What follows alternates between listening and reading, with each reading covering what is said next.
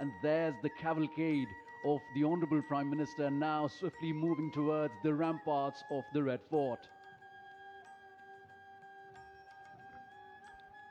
माननीय प्रधानमंत्री श्री नरेंद्र मोदी का काफिला लाल किले की प्राचीर पर पहुंच रहा है।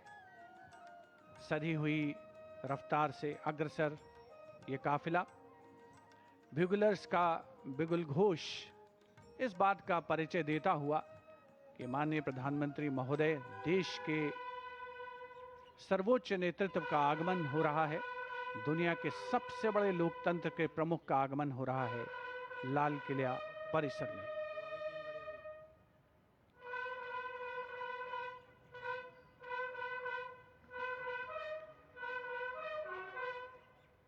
लाल किला परिसर में पहुंचने पर माननीय प्रधानमंत्री महोदय का स्वागत विधिवत रूप से रक्षा मंत्री श्री राजनाथ सिंह और रक्षा राज्य मंत्री श्री संजय सेठ द्वारा किया जाएगा। रक्षा सचिव श्री राजेश कुमार सिंह भी वहां पर उपस्थित हैं, जो प्रधानमंत्री महोदय का परिचय GOC Delhi area lieutenant general Rajesh Sethi से कराएंगे।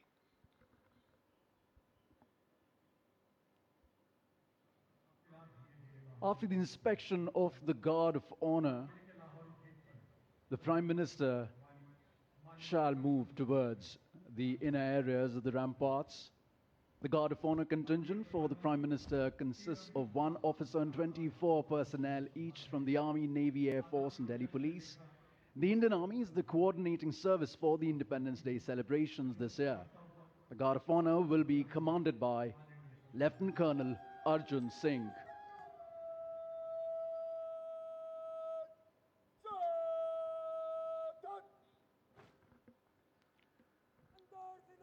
Guard commander lieutenant colonel Arjun Singh, माननीय प्रधानमंत्री महोदय का आगमन होता हुआ लाल किले की प्राचीर पर विधिवत स्वागत के लिए उपस्थित रक्षा मंत्री श्री राजनाथ सिंह, रक्षा राज्य मंत्री श्री संजय सेठ, रक्षा सचिव Shri Rajesh Kumar Singh. Guard of honour में थल सेना दस्ते की कमान संभाली है मेजर आदित्य शर्मा ने, नौ सेना दस्ते की कमान लेफ्टिनेंट कमांडर नीलम राणा और वायुसेना दस्ते की कमान स्क्वाड्रन लीडर विपिन कुमार संभाल रहे हैं। दिल्ली पुलिस दस्ते की कमान एडिशनल डीसीपी श्री विनीत कुमार संभाल रहे हैं। प्रधानमंत्री महोदय का विधिवत स्वागत लाल किले की प्राचीर पर रक्षा मंत्री श्री राजनाथ सिंह, रक्षा राज्य मंत्री श्री संजय सेठ, रक्षा सचिव श्री राजेश कुमार सिंह, जिन्होंने प्रधानमंत्री महोदय का परिचय कराया है Delhi GOC Delhi area lieutenant general Rajesh Sethi से, और अब गार्ड ऑफ ऑनर माननीय प्रधानमंत्री महोदय को पेश किया जाएगा।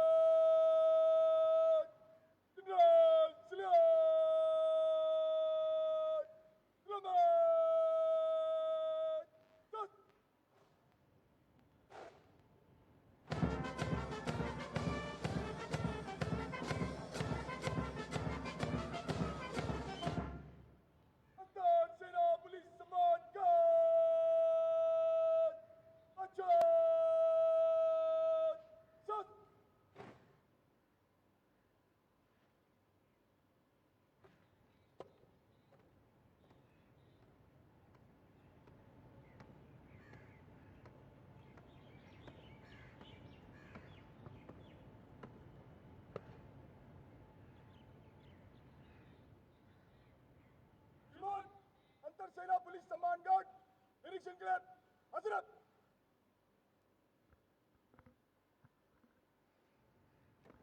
गार्ड कमांडर द्वारा माननीय प्रधानमंत्री महोदय से सलामी गारद के निरीक्षण का अनुरोध और उसे स्वीकार करके वे सलामी गारद की ओर बढ़ रहे हैं। बैंड सुमधुर धुन बजाएगा और माननीय प्रधानमंत्री महोदय सलामी गारद का निरीक्षण करेंगे।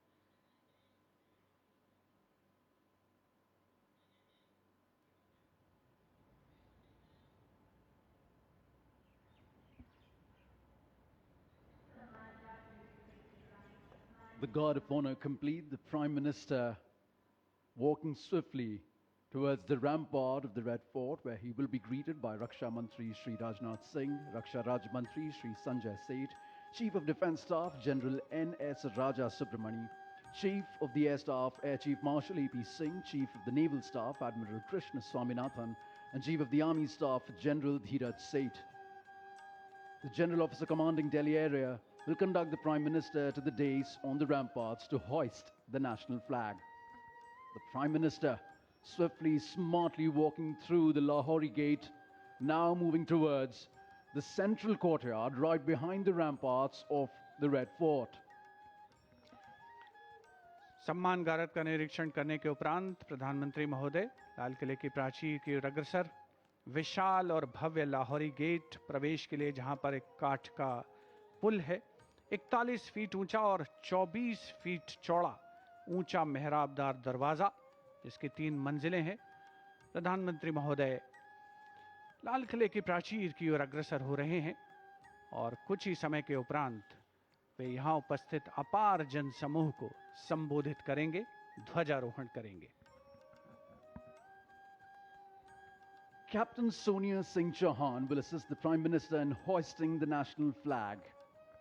It will be synchronized with the 21-gun salute by the valiant gunners of the 172-1 Field Battery Ceremonial.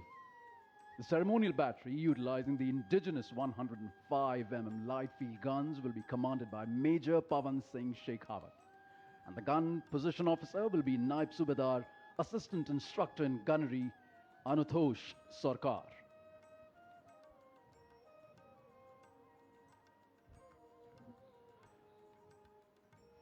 माननीय प्रधानमंत्री महोदय का लाल किले की प्राचीर पर आगमन हो रहा है, जहां उनका स्वागत रक्षा मंत्री श्री राजनाथ सिंह, रक्षा राज्य मंत्री श्री संजय सेठ, रक्षा सचिव Shri Rajesh Kumar Singh, CDS general N S Raja Subramani, थल सेना अध्यक्ष जनरल धीरज सेठ, नौसेना अध्यक्ष एडमिरल कृष्णा स्वामीनाथन और वायुसेना अध्यक्ष air chief marshal Amarpreet Singh द्वारा किया गया। प्राचीर की ओर अग्रसर हैं माननीय प्रधानमंत्री महोदय। अन्य विशिष्ट अतिथिगण अपने अपने निर्धारित स्थान की ओर अग्रसर होते हुए, उपस्थित जनसमूह उत्सुक प्रतीक्षा करते हुए प्रधानमंत्री महोदय के उद्बोधन की। The moment that everyone has been waiting for, and happily so. The moment the Prime Minister will reach the central dais of the ramparts, the prime representative of 1 billion plus souls, where he shall hoist the national flag. लाल किले के सामने का इलाका सर्वधर्म संभाव का परिचायक है, जहां पर श्री दिगंबर जैन लाल जी मंदिर है, साथ में उसके दाहिनी ओर प्राचीन गौरी शंकर मंदिर है और लाल किले के बाईं ओर भोजला पहाड़ी पर लाल पत्थर से बनी ऐतिहासिक जामा मस्जिद अपने विशिष्ट स्थापत्य कला के लिए मशहूर भारत की गंगा जमुनी संस्कृति की परिचायक। यहीं पर सीसगंज गुरुद्वारा भी है और बैप्टिस्ट चर्च भी है, जो सही अर्थों में भारत की सर्वधर्म संभाव की भावना का संप्रेषण करता हुआ नजर आता है। And we now approach the high point of the celebration, the unfurling of the national flag and the address to the nation, recognizing that citizens are the true driving engine of our democracy. This address will spotlight our national progress while charting a future defined by inclusion, equity, and opportunity.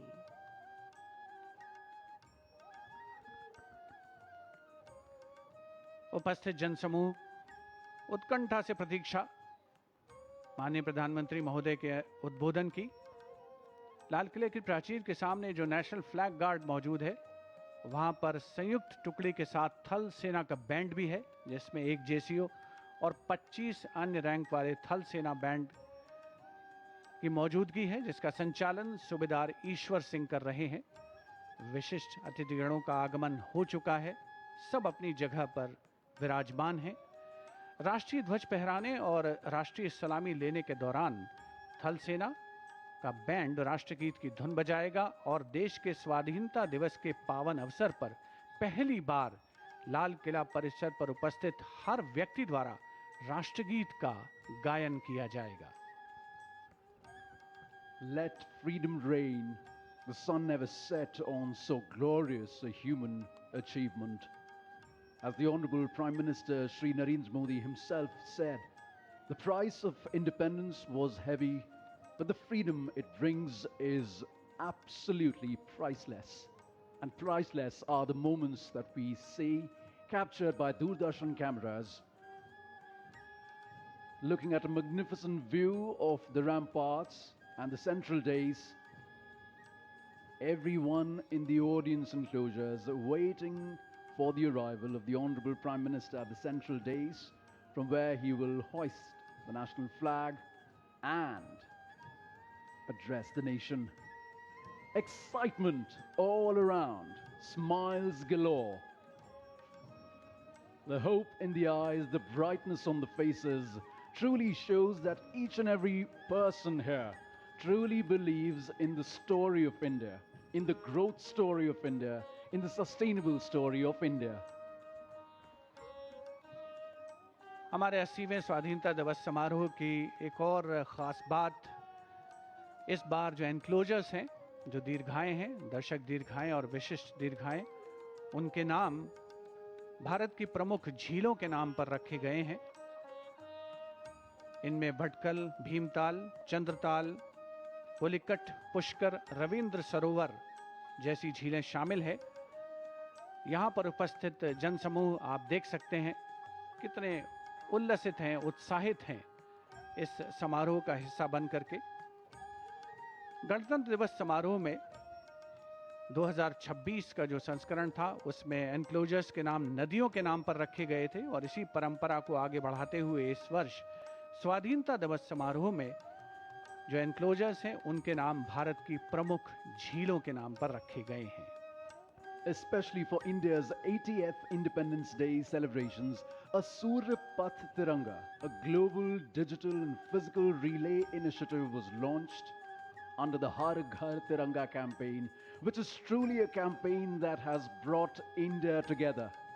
It traces the Surya Path Tiranga, the hoisting of the Indian national flag from east to west across different time zones, following the path of the rising sun. Just like the rising India, the rising Bharat, that takes everyone together. It's not the one who forces anyone, but it shares a level of camaraderie, a sense of oneness. It truly believes in Vasudhaiva Kutumbakam, that the world is one family. A rising India, always better for a rising humanity. And now, the Prime Minister awaited at the central dais. Here he is walking up the stairs, and he has reached the central dais for the flag hoisting.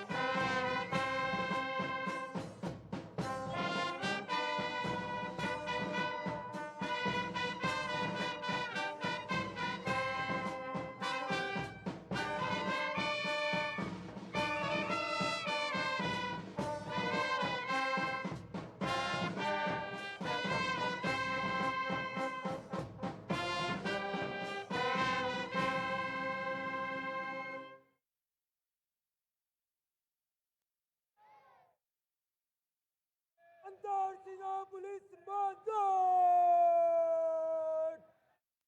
Russia salute. Slumber. Death.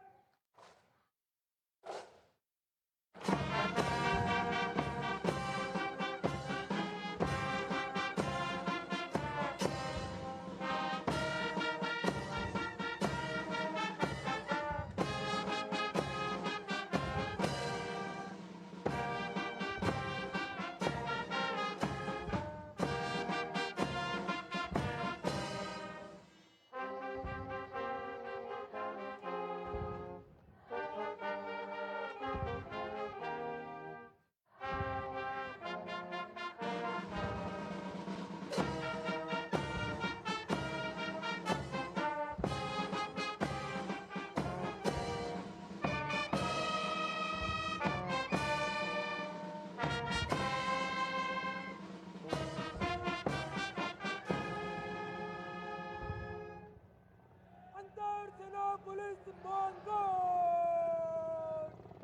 Bajo. Death. Antarctica Police Command. After the hoisting of the national flag by the Honorable Prime Minister and the 21-gun salute, flower petals being showered at the venue by two Mi-17 helicopters of the Indian Air Force, one trooping the national flag and the other trooping a flag depicting Vande Mataram. The captains of the helicopters, Wing Commander Rajat and Squadron Leader Ankit Varshane. What a sight to behold! Vande Mataram के 150 वर्ष पूरे होने के शुभ और पावन अवसर पर Mi-17 helicopters उनका झंडा लेकर आसमान में विलीन होते हुए और अब माननीय प्रधानमंत्री महोदय के उद्बोधन की प्रतीक्षा। प्रधानमंत्री महोदय विशिष्ट दर्शक दीर्घा में मौजूद विशिष्ट अतिथिगणों को अभिवादन करते हुए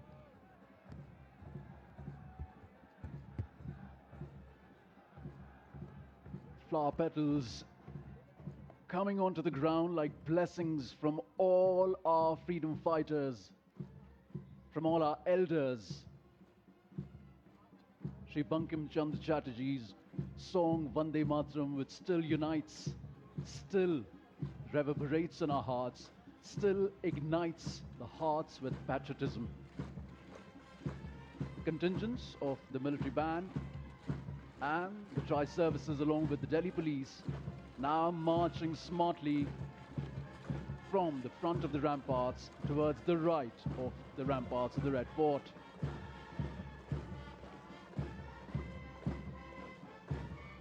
What a march, stoic and precise.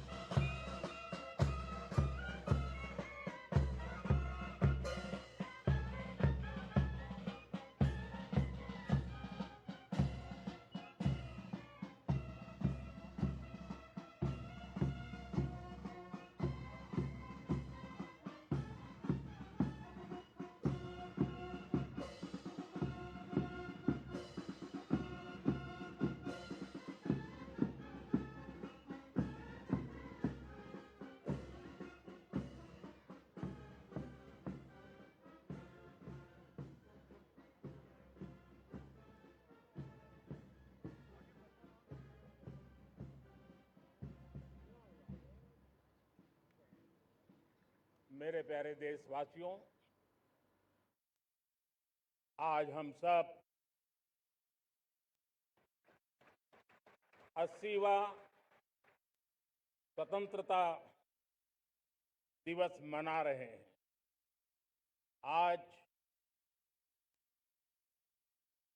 हर दिलों की धड़कन वंदे मातरम के नाद से गूंज रही।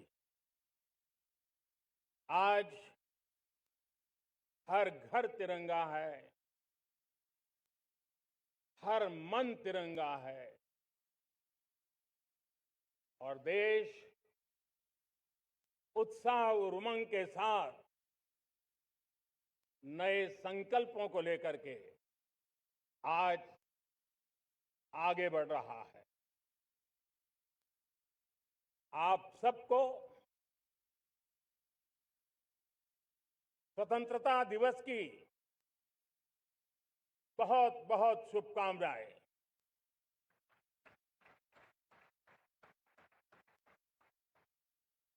देश आज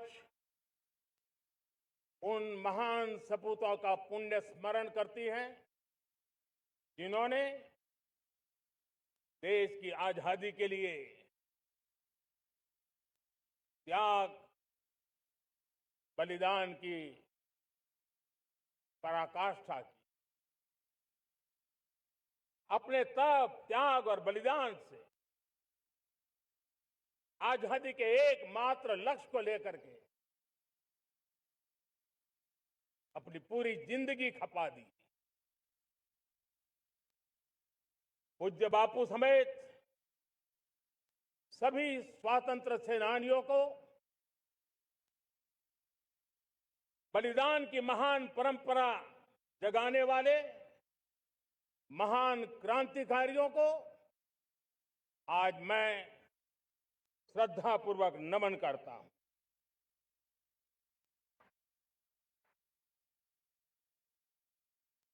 आज जो इस समारोह में उपस्थित है उन सब के लिए आज एक ऐतिहासिक पल भी है।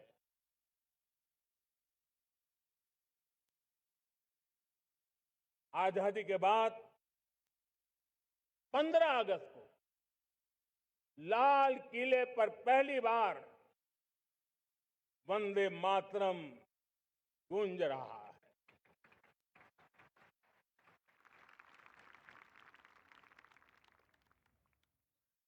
आज जब हम देश के लोग वंदे मातरम के 150 वर्ष मना रहे हैं तो इससे बड़ा उत्तम अवसर क्या हो सकता है। मेरे प्यारे देशवासियों, पिछले दिनों देश के कुछ हिस्सों में बाढ़ का प्रकोप रहा, भूस्खलन का प्रकोप रहा, अनेक परिवार प्रभावित हुए। उनके दुख दर्द को हम भली भांति अनुभव करते हैं। पीड़ित परिवारों को मैं विश्वास दिलाता हूं कि हम और पूरा देश उनके साथ खड़े हैं। मेरे प्यारे देशवासियों, कोई भी राष्ट्र तब महान बनता है, तब अपनी सिद्धियों को प्राप्त करता है जब अपने सपनों, अपने संकल्पों और अपने सामर्थ्य के दम पर आगे बढ़ता है। मेरे देशवासियों, अब छोटे सपनों से चलने वाला नहीं है। हमें बड़े सपने, क्योंकि बड़े सपने हमारी सोच को भी विस्तार देते हैं, हमारी सोच की क्षितिज को विस्तृत करते हैं। हमारे संकल्प दृढ़ होने चाहिए। जब संकल्प दृढ़ होता है तो कठिनाइयों से, आपदाओं के बीच से रास्ते निकालने का सामर्थ्य अपने आप उभर करके आता है। और मेरे प्यारे देशवासियों, हमारे संकल्प भी ऊंचे होने चाहिए, क्योंकि जब सपने ऊंचे होते हैं, संकल्प ऊंचे होते हैं, तो हमारे सामर्थ्य की ऊंचाई भी बढ़ती है, हमारे प्रयासों की ऊंचाई भी बढ़ती है, और तब जाकर के हम सपनों को साकार कर सकते हैं। मेरे प्यारे देशवासियों, आज भारत ने भी एक बहुत बड़ा सपना देखा है, दृढ़ संकल्प के साथ देखा है। नई ऊंचाइयों को छूने के लिए देखा है। और वो सपना है, जब आजादी के 100 साल होंगे, 2047 में हम विकसित भारत बना के रहेंगे। 140 करोड़ देशवासियों के पुरुषार्थ से इस लक्ष्य को हमें हासिल करना है। और जब दुनिया की सबसे बड़ी आबादी वाला देश विकसित होने का संकल्प लेता है, तो ये दुनिया की नजरों में भी हमारे साहस का परिचायक बन जाता है। दुनिया हमारी तरफ देखने का नजरिया बदलने के लिए मजबूर हो जाती है। प्यारे देशवासियों, और मैं ऐसे ही नहीं कह रहा हूं। पिछले 12 वर्ष में देश के कोटि कोटि नागरिकों ने, दलित हो, पीड़ित हो, वंचित हो, आदिवासी हो, गांव में रहने वाला हो, शहर में रहने वाला हो, गरीब हो, मध्यम वर्ग का हो, युवा हो, बुजुर्ग हो, नारी हो, पुरुष हो, उत्तर हो, दक्षिण हो, पूर्व हो, पश्चिम हो, हर किसी ने पिछले 12 साल में एक संकल्प के साथ, समर्पण के साथ देश को नई ऊंचाइयों पर ले जाने में हर प्रकार से प्रयास किया है। मैं उनके इस प्रयासों का आदरपूर्वक स्वीकार करता, और उसी का परिणाम है कि इतने कम समय में 25 करोड़ देशवासी गरीबी को परास्त करके गरीबी से बाहर निकले हैं। इन्हीं देशवासियों का प्रयास का परिणाम है कि हम कभी फ्रेजाइल 5 में गिरे जाते थे। 12 साल के भीतर भीतर हम एक मेजर इकोनॉमी में फास्टेस्ट ग्रोइंग इकोनॉमी बन गए हैं। साथियों, देश आजाद हुआ, बहुत सारे सपने लेकर के आजाद हुआ, लेकिन हम गति नहीं पकड़ पाए, रफ्तार नहीं पकड़ पाए। होती है, चलती है, अरे हो जाएगा, देखा जाएगा, उसी में खोए रहे। 2014 तक आते आते तो पूरे विश्व ने हमें फ्रेजाइल 5 के उस में डंप कर दिया था।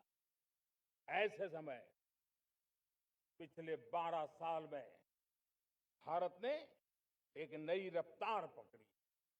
तेज गति से हम आगे बढ़ रहे हैं, और देशवासियों का संकल्प है कि अब 140 करोड़ देशवासियों के संकल्प को, सामर्थ्य को रोकना नामुमकिन है।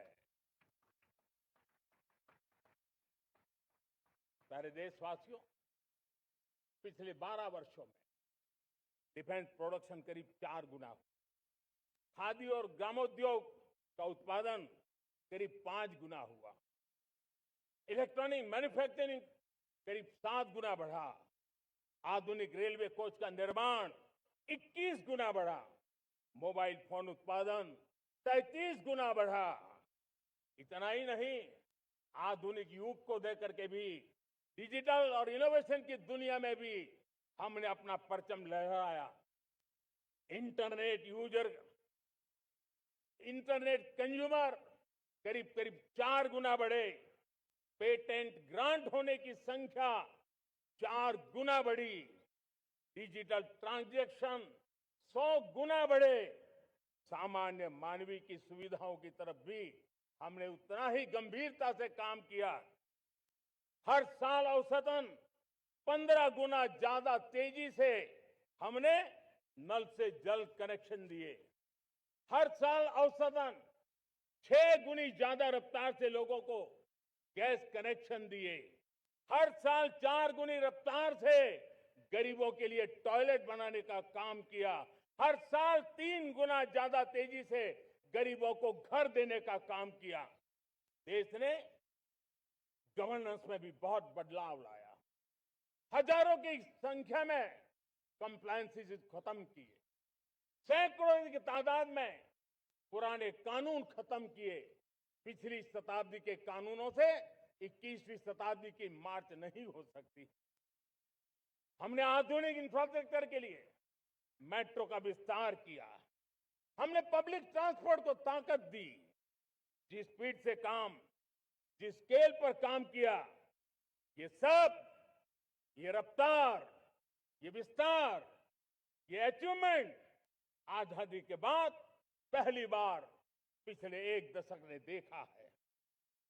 और जब इतनी सारी सिद्धियां हमारे सामने हो, इतनी तेज गति दिखाई देती हो, देशवासियों का सामर्थ्य पल पल प्रकट होता है, तब तो 2047 में विकसित भारत बनने का संकल्प कभी भी अधूरा नहीं रह सकता है। ये सारे आंकड़े इस बात की गवाही देते हैं कि हम आगे बढ़ने वाले हैं।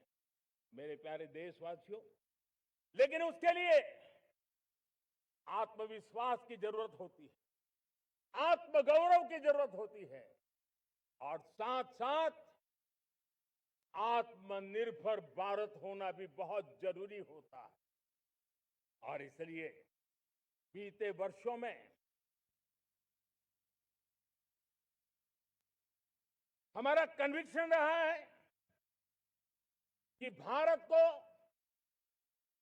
हमें अब दूसरे देशों पर निर्भर रह करके नहीं जीना चाहिए। हमें आत्मनिर्भर बनना चाहिए।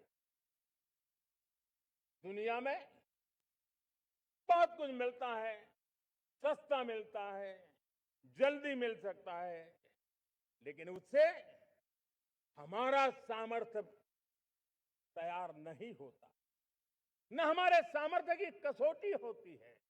और इसलिए हमें भी अपनी क्षमताओं को बढ़ाना है। अपने हितों की सुरक्षा हमें खुद को करनी है। और इसलिए आत्मनिर्भर भारत का संकल्प बहुत दृढ़ता के साथ हम लेकर के आगे बढ़ रहे हैं। मेक इन इंडिया, स्वदेशी, वोकल फॉर लोकल, इन सारे क्षेत्रों में आज हर भारतीय का मन जुड़ रहा है। मेरे प्यारे देशवासियों, मैं आपको एक उदाहरण देता हूं सेमीकंडक्टर का। देश आजाद होने के बाद विश्व में तो सेमीकंडक्टर की चर्चा हो चुकी थी, हमारे यहां भी बातें होती थी, लेकिन सेमीकंडक्टर का कोई बड़ा प्लान हम आगे नहीं बढ़ा पाए। और आज स्थिति क्या है? आज की डिजिटल दुनिया में, आज की टेक्नोलॉजी में चिप का महात्म्य हम समझते हैं।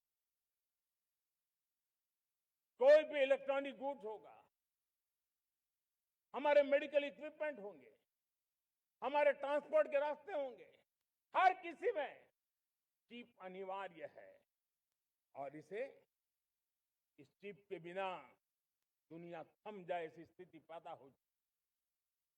और इसलिए भारत ने आत्मनिर्भर होने की दिशा में अपना सेमीकंडक्टर प्लांट, बड़ा सेमीकंडक्टर प्लांट, 3 सेमीकंडक्टर प्लांट शुरू हो चुके हैं।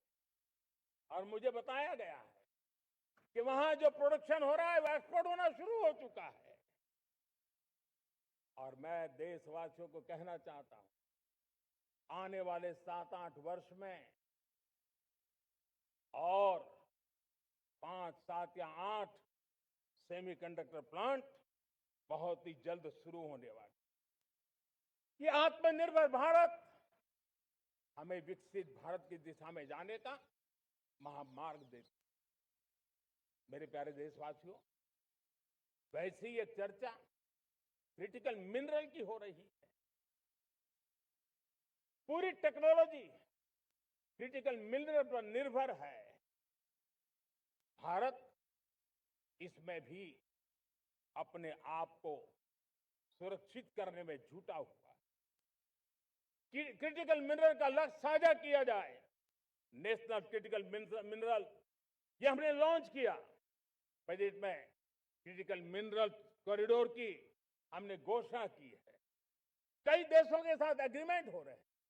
विश्व के कई देश अब इस क्रिटिकल मिनरल के विषय में भारत के पर भरोसा करने लगे हैं। मेरे प्यारे देशवासियों, जैसे सेमीकंडक्टर की बात हो, क्रिटिकल मिनरल की बात हो, वैसे ही जिस टेक्नोलॉजी की दिशा में हम जा रहे हैं, दुनिया जा रही है, उसमें एनर्जी का महत्व और बढ़ता चला जा रहा है। अब एनर्जी के बिना भी नई दुनिया को चलाना मुश्किल है और इसलिए हमें चिप हो, एआई हो, डेटा सेंटर हो, हमें बहुत बड़ी मात्रा में बिजली की जरूरत होगी।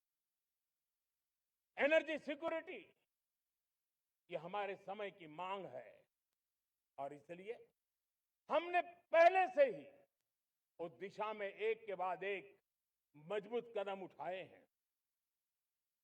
एनर्जी सिक्योरिटी का एक बड़ा माध्यम है परमाणु ऊर्जा, न्यूक्लियर एनर्जी। हमने पार्लियामेंट में शांति एक्ट पास कर करके एक नए लक्ष्य तरफ जाने का रास्ता तय कर लिया है।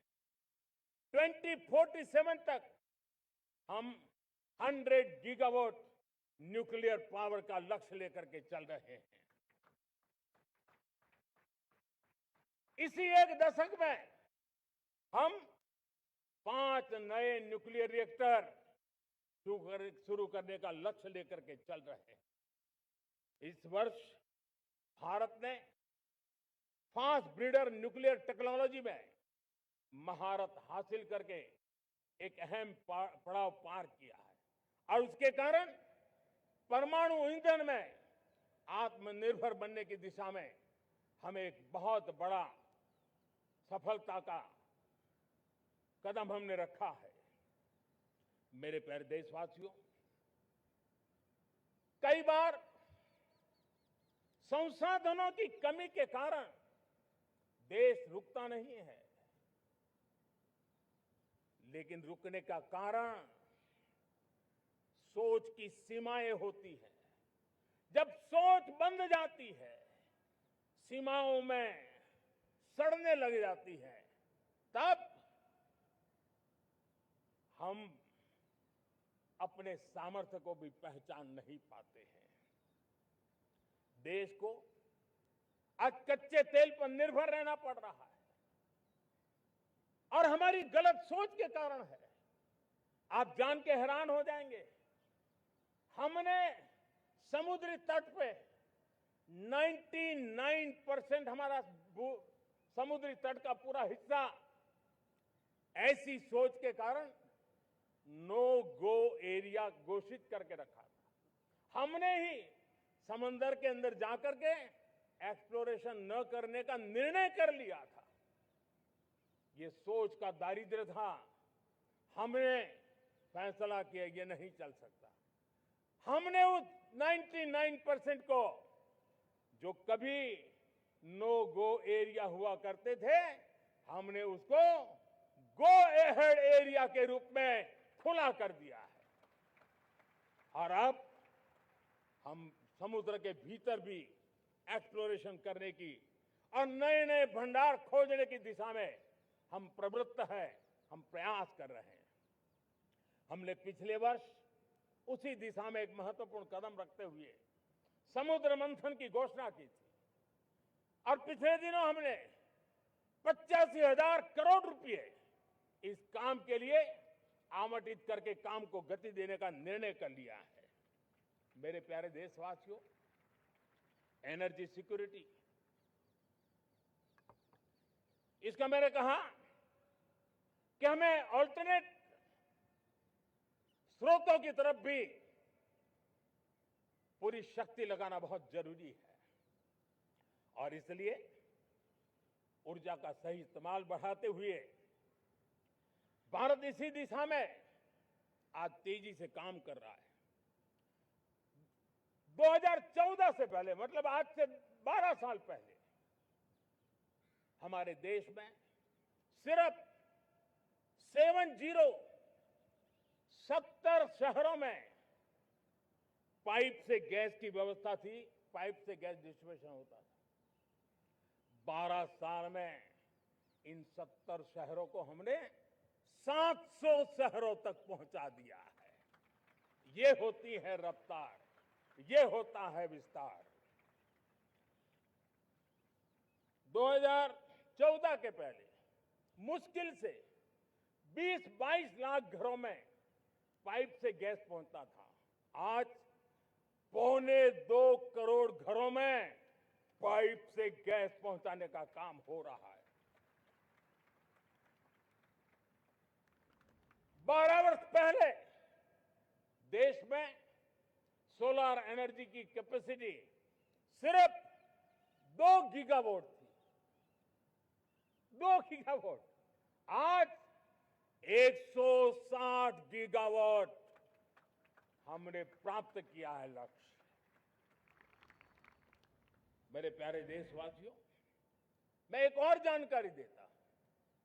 हमने इसका लाभ देश के मध्यम वर्ग को, सामान्य परिवार को मिले, इस तरफ भी उतना ही ध्यान केंद्रित किया।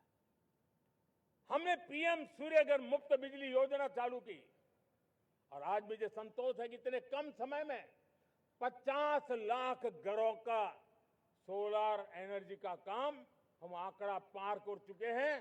तेजी से चल रहा है और इसके कारण हजारों घरों का बिजली बिल 0 हो गया है।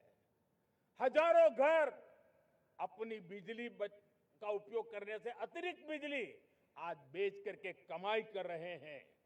हर परिवार को हम इस काम के लिए 80,000 रुपया सरकार की तरफ से एक एक परिवार को मदद दी जा रही है, तब जाकर के हम इस काम को पूरा कर रहे हैं। मेरे प्यारे देशवासियों, आपको जानकर के हैरानी होगी,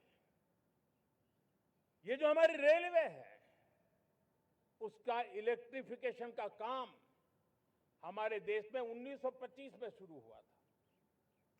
1925 में इलेक्ट्रिफिकेशन का काम शुरू हुआ, लेकिन 90 साल में 1925 से लेकर के 90 साल में सिर्फ 30% रेल का इलेक्ट्रिफिकेशन हुआ था। यानी 90 साल में 30%। हमारी रफ्तार देखिए, लक्ष्य को पाने के लिए हमारी दौड़ देख लीजिए। हमने एक दशक के अंदर 100% काम पूरा कर दिया। 90 साल में 30%, 10 साल में 70%, ये होता है काम। और इसके कारण डीजल जो हमें बाहर से लाना पड़ता है उसकी बचत हुई, बिजली से हमारी ट्रेनें चली, पर्यावरण को फायदा होने लगा। मेरे प्यारे देशवासियों, हम यहां से नहीं रुके हैं, हम दुनिया के अंदर पीछे रहना नहीं चाहते।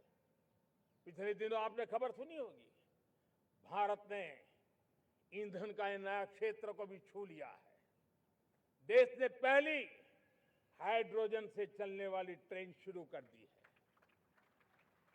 और मुझे खुशी है, ये सबसे लंबी ट्रेन है और सबसे ताकतवर ट्रेन है और दुनिया में हाइड्रोजन ट्रेन के क्षेत्र में भी भारत ने अपना झंडा गाड़ दिया है।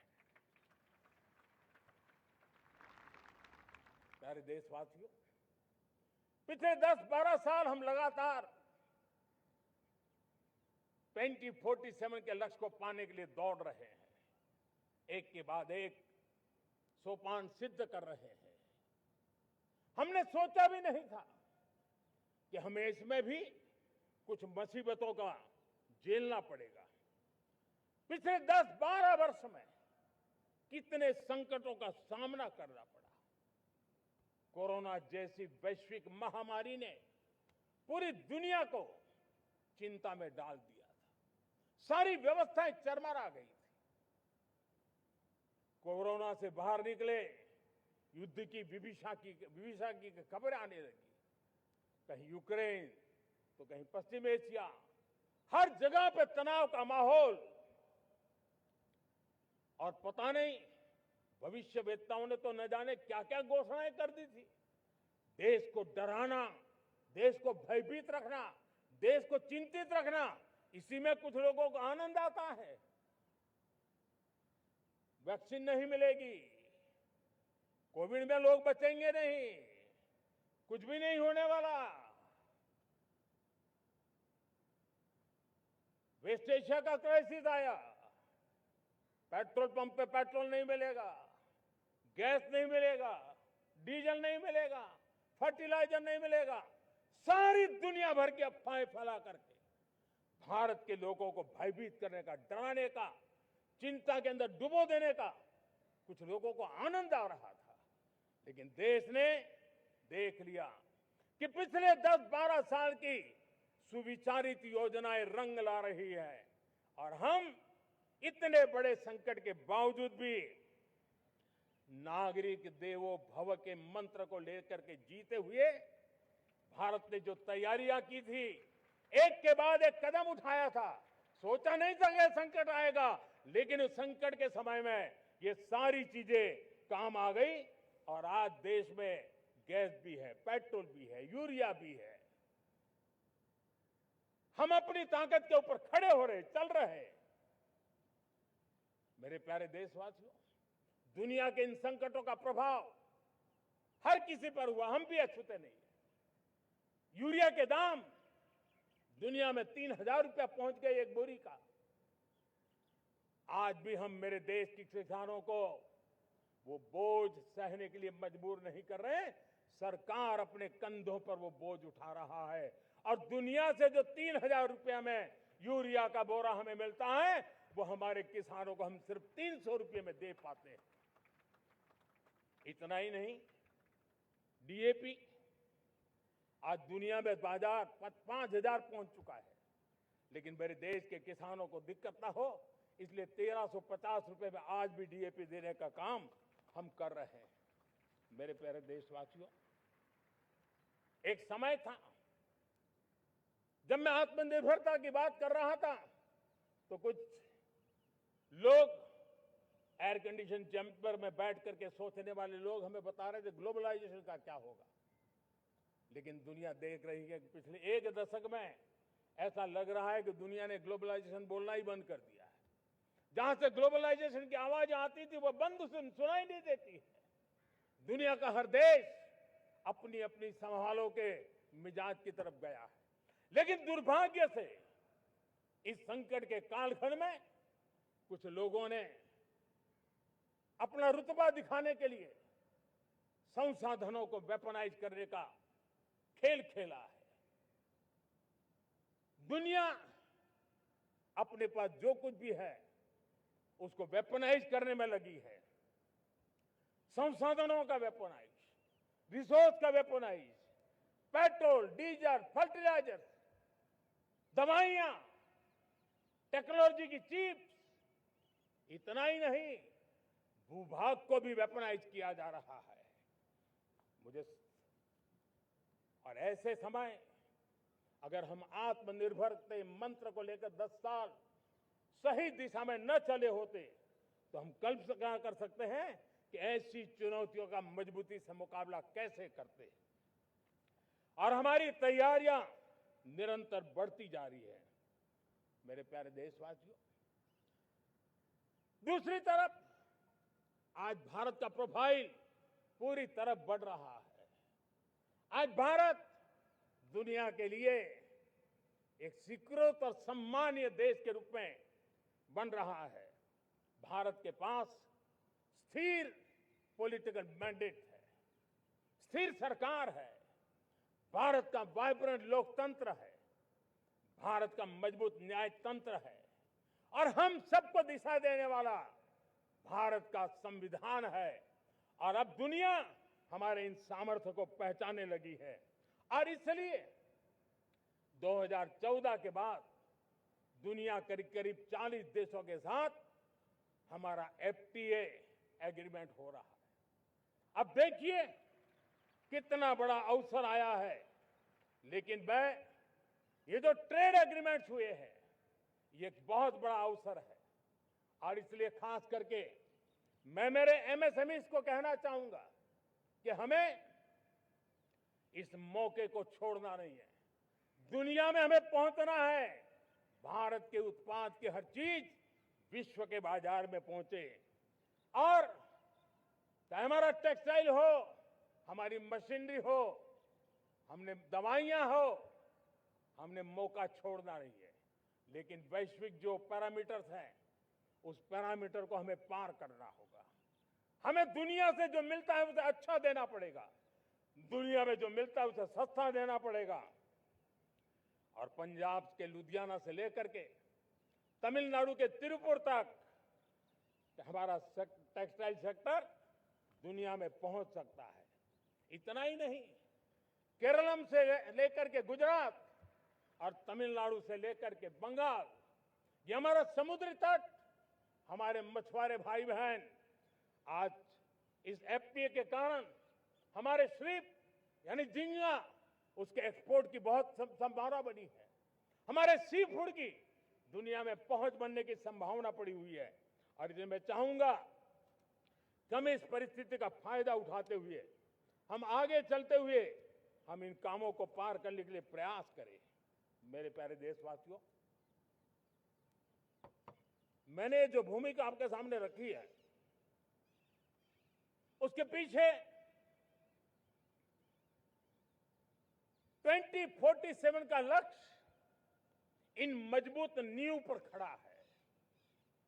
2047 विकसित भारत का लक्ष्य हमने पिछले 10-12 साल में देशवासियों ने जो सामर्थ्य दिखाया है उस सामर्थ्य का हिस्सा है। और इसलिए मेरे प्यारे भाइयों बहनों, सदी का 1/4 हिस्सा बीत चुका है और अगला 1/4 हमारे लिए अत्यंत महत्वपूर्ण है। अब हम रुक नहीं सकते हैं, हमारी गति नहीं रुक सकती है, हमारी दिशा तय हो चुकी है, हमें प्राप्त करके रहना है। और इसके लिए हमें अपना वर्क कल्चर बदलना होगा, हमारे वर्क कल्चर को बदलते हुए हमें हमारी सोच को भी बदलना होगा, हमें हमारे काम की गति को भी बदलना होगा। जो काम पिछले 5-7 दशक में नहीं हुए हैं वो काम हमें आने वाले 5-7 साल में करने हैं। और मेरा भरोसा है मेरे देश की युवा शक्ति पर, मेरे देश के नौजवानों पर, मेरे देश की माताओं को बहनों पर, मेरे देश के किसानों पर, मेरे देश के मजदूरों पर कि हम इस सपने को साकार कर सकते हैं। और इसलिए हमें रिफॉर्म की गति को भी आगे बढ़ाना है। और जब मैं रिफॉर्म की बात कर रहा हूं, रिफॉर्म नहीं हमारे लिए कोई कंपल्सन है, नहीं रिफॉर्म ये हमारे के लिए कोई बजबड़ है, हमारे लिए रिफॉर्म ये कन्विक्शन है। आउट ऑफ कन्विक्शन हम रिफॉर्म एक्सप्रेस पर चल पड़े हैं और हम आने वाले दिनों में भी नेक्स्ट लेवल रिफॉर्म की ओर बढ़ने वाले हैं। और इसलिए सरकार, समाज, उद्योग, उत्पादक, किसान, हर किसी ने अपनी ट्रेडिशनल व्यवस्थाओं में रिफॉर्म करना पड़ेगा, सोच में रिफॉर्म करना होगा, अपने लक्ष्यों को रिफॉर्म करना होगा। और इसलिए मेरे प्यारे देशवासियों, हमें एक निश्चित दिशा में को लेकर के चलना होगा। मैं आज उस युग को भी याद करना चाहूंगा जब देश भारत का सामर्थ्य सप्त सिंधु के रूप में हम जानते थे, हम समझते थे, हम सुनते थे। अब विकसित भारत बनाने के लिए हमें नई धारा चाहिए। आज लाल किले की प्राचीर से मैं देश के सामने शक्ति की सप्तधारा का आवाहन करता हूं। आने वाले 5-7 साल में जो पिछले 5-7 दशक में नहीं हुआ, वो सप्तधारा के सामर्थ्य से, शक्ति से हम देश को नई ऊंचाई, नई गति देंगे और नए लक्ष्यों को पार करने वाला सामर्थ्य देंगे।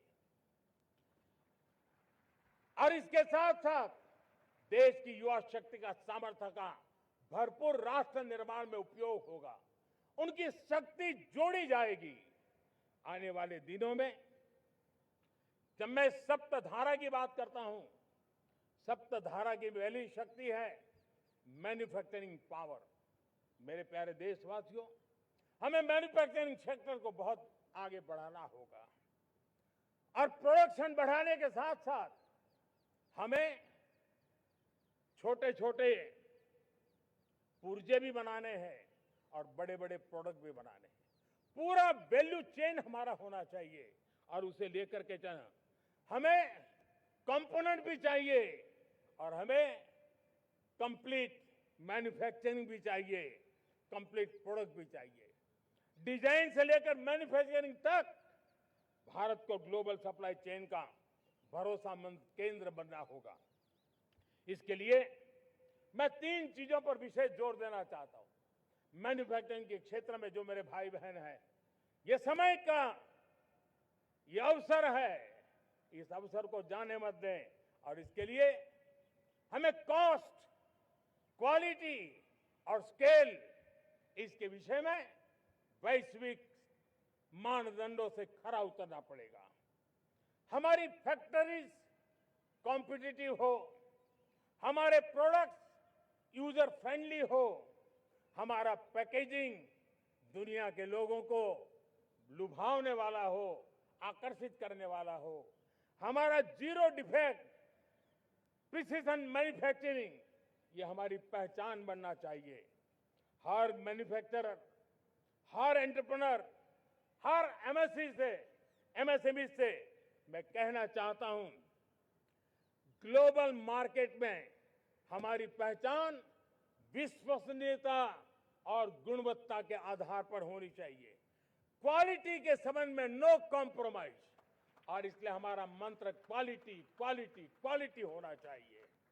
यही हमारा ग्लोबल ब्रांड वैल्यू बनेगा। मेरे प्यारे देशवासियों, इस सप्तधारा की दूसरी शक्ति है कृषि और फूड प्रोडक्शन, फूड प्रोसेसिंग। हमें इस दिशा में आगे बढ़ना होगा।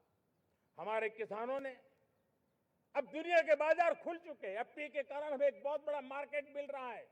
हमें वहां पहुंचना है, हमें उस जगह को हाथ लगाना है। हमें खेत से लेकर एक्सपोर्ट मार्केट की ओर जाना होगा। हमारे पारंपरिक खान पान हो, हमारे मिलेट्स हो, हमारे मसाला हो, हमारे फल हो, फूल हो, क्या कुछ नहीं है हमारे पास, वो ग्लोबल ब्रांड्स बनने चाहिए। हमारे किसान केमिकल फ्री खेती को बल देंगे, दुनिया में इनकी मांग और बढ़ने वाली है। और जो ग्लोबल पैरामीटर्स के अंदर हर प्रकार से सिद्ध होने वाले हमारे एग्रो प्रोडक्ट होंगे, तो दुनिया में हम आसानी से पहुंच पाएंगे। मेरी सप्तधारा की तीसरी शक्ति है टेक्नोलॉजी और इनोवेशन। मेरे प्यारे देशवासियों, आज जमाना एआई का है, क्वांटम का है, स्पेस का है, रोबोटिक्स का है, डेटा सेंटर्स का है। पूरी तरह एक नया क्षेत्र खुल चुका है और इमर्जिंग टेक्नोलॉजी ये भी हर पल हमें चुनौती दे रही है। और इसलिए देश को दुनिया के लिए मार्केट नहीं बना देना, हमें इनोवेशन का हब बनना है। हमने यूपीआई और डिजिटल पब्लिक इंफ्रास्ट्रक्चर में लोहा मनवा लिया है, हमारी ताकत का परिचय करवा दिया है। अब भारत को डिजिटल पब्लिक टेक्नोलॉजी, उसको भी दुनिया के कोने कोने तक पहुंचाना है। भारत को नेक्स्ट जनरेशन कम्युनिकेशन टेक्नोलॉजी में लीड करना है। मेड इन इंडिया 6G हर कोने में पहुंचे, ये हमारा लक्ष्य होना चाहिए और हमें उस पर तेजी करनी चाहिए और इसके लिए हमारा प्रयास कम नहीं होना चाहिए। सप्तधारा की चौथी शक्ति है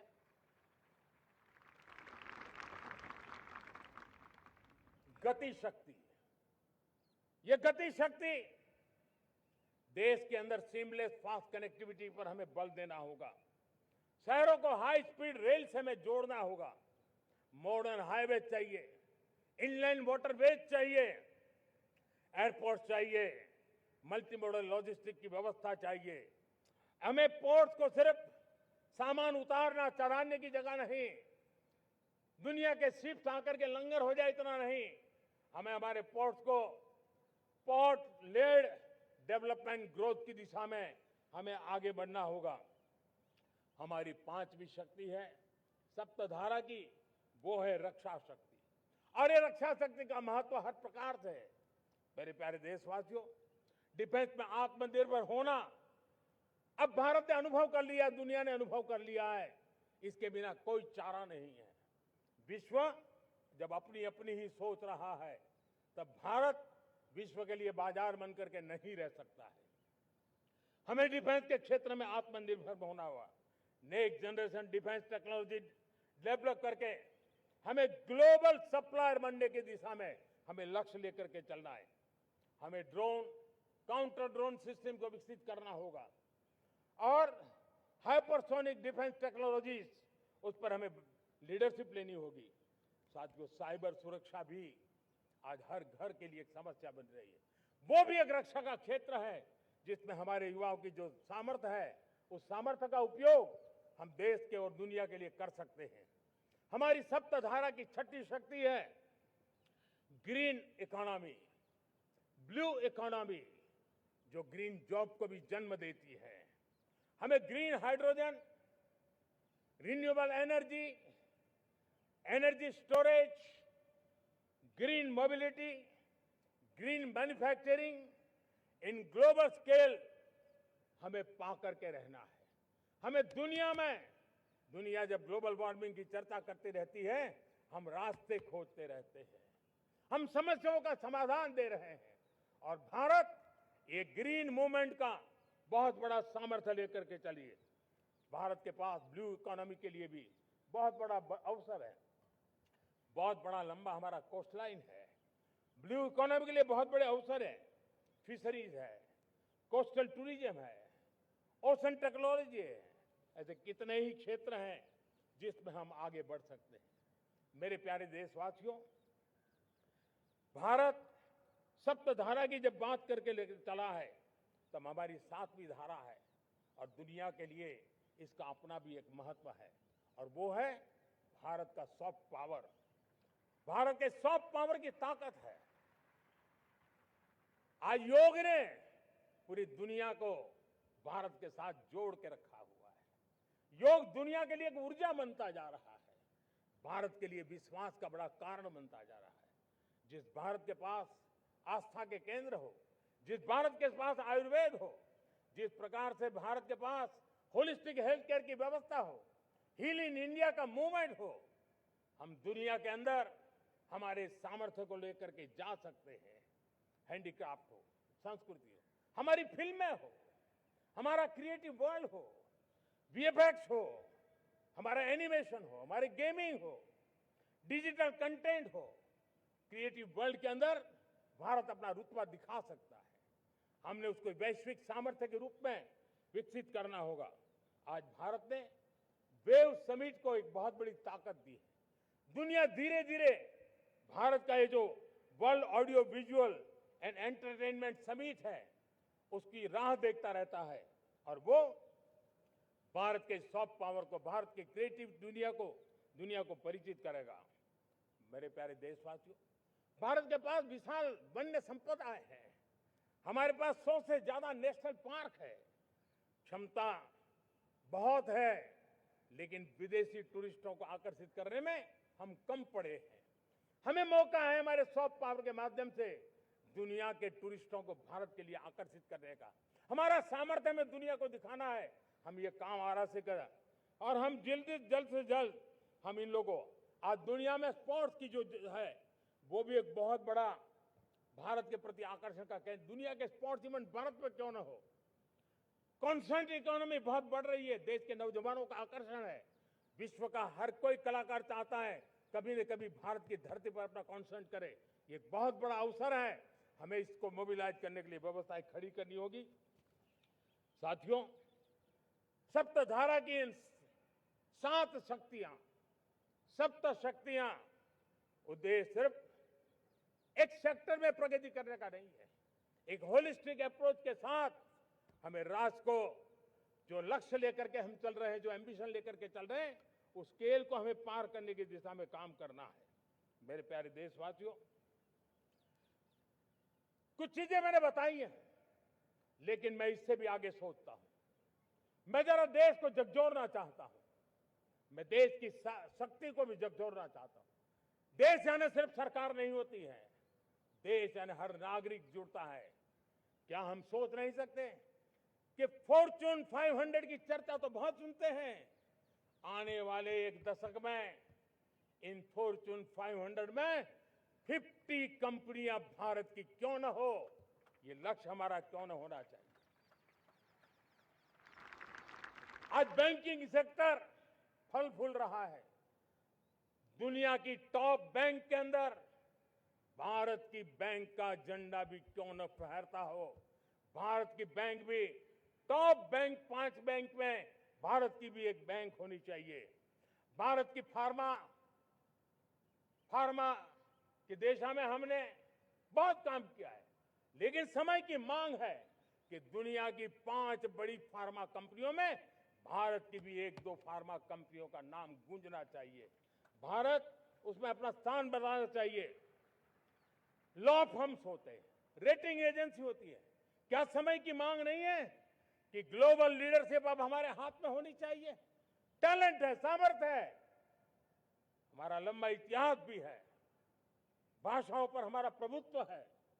हमें विश्व में पहुंचना चाहिए।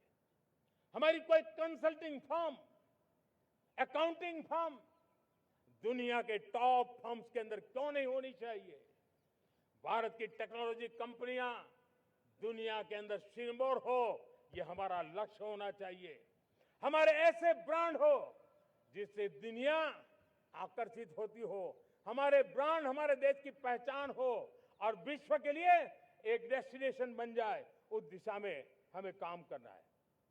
और इसके लिए मैं राज्य सरकारों को कहना चाहता हूं, मैं स्थानिक स्वराज की संस्थाओं को कहना चाहता हूं, भारत सरकार का भी यह दायित्व है कि हमें हमारे रिफॉर्म की गति बढ़ानी होगी। हमें 2047 के लक्ष्य के अनुरूप हमारी व्यवस्थाओं को विकसित करना होगा। हमें बीते हुए काल के नीति नियमों से नहीं चल सकते, हमें आने वाले सपनों के हिसाब से नीति नियमों को गढ़ना होगा। और इसको अगर हम करेंगे तो मुझे पूरा विश्वास है और मैं देशवासियों को भरोसा देता हूं, इसी रास्ते मेहनत में कोई कमी न करते हुए हम विकसित भारत का सपना पार करके रहेंगे। हमें सबको मिलकर के चलना है। केंद्र सरकार हो, राज्य सरकार हो, इंडस्ट्री हो, हम सब ने मिलकर के आगे बढ़ना है। हमें रिफॉर्म्स करते रहना है, रिफॉर्म्स को आगे बढ़ाते रहना है। और मैंने पहले भी कहा था, हम रिफॉर्म कंपल्सन से नहीं, कन्विक्शन से कर रहे हैं, लक्ष्य को प्राप्त करने के लिए कर रहे हैं। मेरे प्यारे देशवासियों, जब मैं विकसित भारत की बात कर रहा हूं, देश को तेज गति से आगे बढ़ाने की बात कर रहा हूं, उसका सबसे बड़ा लाभार्थी कौन है? इन सारे प्रयासों का सबसे बड़ा साधक कौन है? अगर साधक है तो मेरे देश का युवा है, मेरे देश की युवा शक्ति है। विकसित भारत की यात्रा में युवाओं की बहुत बड़ी भूमिका है। इतना ही नहीं, विकसित भारत का सबसे बड़ा लाभार्थी भी मेरे देश का युवा है। और इसलिए हमें विकसित भारत के लक्ष्य को युवाओं के साथ जोड़ करके आगे बढ़ाना है। युवाओं हमारी सर्वोच्च प्राथमिकता के साथ हमें आगे बढ़ना है। साथियों, पिछले 10-12 साल में उस दिशा में बहुत कुछ हुआ है। स्टार्टअप इंडिया अभियान, आज पूरे देश में 2.5 लाख से ज्यादा रजिस्टर्ड स्टार्टअप बन गए। देश के नौजवान खुद तो काम कर रहे हैं, अनेकों को रोजगार दे रहे हैं। 1 लाख करोड़ रुपया इनोवेशन फंड भारत सरकार ने घोषित किया है। मैं देश को, नौजवानों को कहना चाहता हूं, आप अपने सपनों को लेकर के आइए, संसाधनों की कमी नहीं रहने देंगे। 1 लाख करोड़ रुपया आपके दिल दिमाग को सामर्थ्य देने का एक व्यवस्था हमने कर दी है। रिसर्च के नए अवसर मिले, डिजिटल इंडिया के नए सस्ते डेटा, ये युवाओं को सशक्त किया। दुनिया में सस्ता डेटा कहीं है तो भारत की धरती पर है, और देश के नौजवानों को उसने नई ताकत दी है। स्किल इंडिया हमने नेशनल प्रोग्राम बनाया है, स्पेस सेक्टर को हमने ओपन कर दिया, नेशनल ड्रोन पॉलिसी हमने बनाई है, खेलो इंडिया पॉलिसी बनाई है। 35 वर्षों तक एजुकेशन पॉलिसी नहीं थी, नई एजुकेशन पॉलिसी लेकर के आए हैं, और इसका फायदा मिडिल क्लास के परिवारों को हुआ है। साथियों, 2004 से 14 आंकड़े मुझे देना चाहिए आपको। 2004 से 14 हमारे देश में 350 से भी कम यूनिवर्सिटी थी, और आज 10-12 साल के भीतर भीतर करीब 650 नई यूनिवर्सिटी जुड़ चुकी है। करीब 1000 का आंकड़ा हम पहुंच रहे हैं। 2014 के पहले मेडिकल की सिर्फ 400 सीटें हुआ करती थी, आज करीब 850 सीटें मेडिकल की हो रही है। इतना ही नहीं, अब विदेशी यूनिवर्सिटी भी भारत की धरती पर आ रही है। भारत के अंदर विदेशी यूनिवर्सिटी की डिग्री मेरे नौजवान को मिले, इसका प्रबंध भी हो चुका है। हमारे देश के युवा मन बचपन से ही टेक्नोलॉजी की तरफ आकर्षित हो, उस दिशा में हम काम कर रहे हैं, और इसलिए हमने करीब 10,000 से अधिक अटल टिंकरिंग लैब छोटे छोटे बच्चों के हवाले कर दी है, ताकि उनका इनोवेशन और टेक्नोलॉजी के अंदर उनका मन बने। 12 वर्ष युवा, हमने अनेक रास्ते खोले। हम स्टार्टअप ओपन कर दिया, आपने देखा होगा। भारत के प्राइवेट स्टार्टअप 28 साल की एवरेज उम्र के बच्चों ने, नौजवानों ने दुनिया में पहले ही ट्रायल में अपना सैटेलाइट लॉन्च कर दिया और रॉकेट लॉन्च कर दिया। उन्होंने बहुत बड़ा काम कर दिया साथियों। आज करीब 2.5 लाख से ज्यादा रजिस्टर्ड स्टार्टअप है। हमने पिछले दिनों एआई इंपैक्ट समिट किया था। एआई का विस्तार बहुत तेजी से बढ़ रहा है। लाल किले से मैं देश के नौजवानों के लिए घोषणा करना चाहता हूं।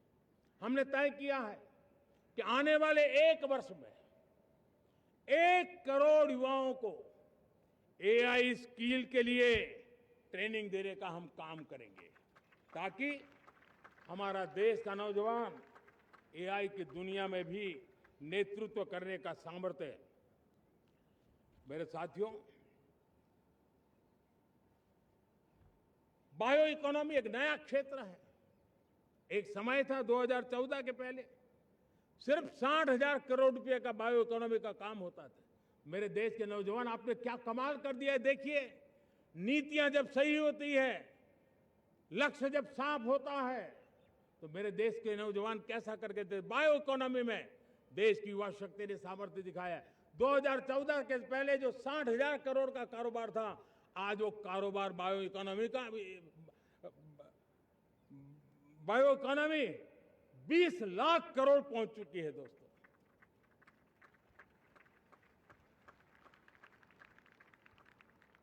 दो 2009-10 का कालखंड था, सिर्फ 25 लाख इलेक्ट्रिक व्हीकल हमारे देश में बिके थे। 1.5 लाख इलेक्ट्रिक व्हीकल बिके थे 2009-10 में। 1.5 लाख इलेक्ट्रिक व्हीकल।